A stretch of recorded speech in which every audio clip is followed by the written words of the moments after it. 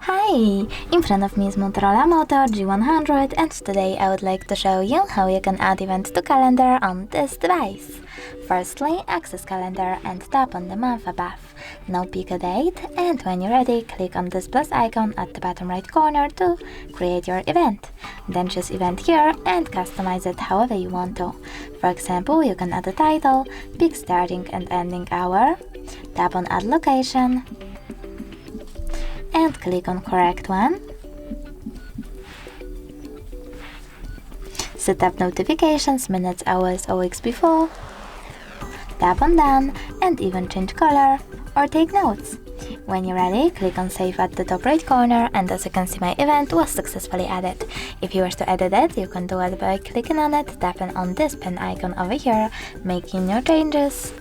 I will go with those ones, and tap in save at the top right corner. If you wish to delete your event though, you can also do that by clicking on it, but this time selecting those three dots at the top right corner. Now click on delete and confirm your choice in this pop-up. Thanks so much for watching. If you enjoyed this video, leave a like, comment and subscribe. Bye!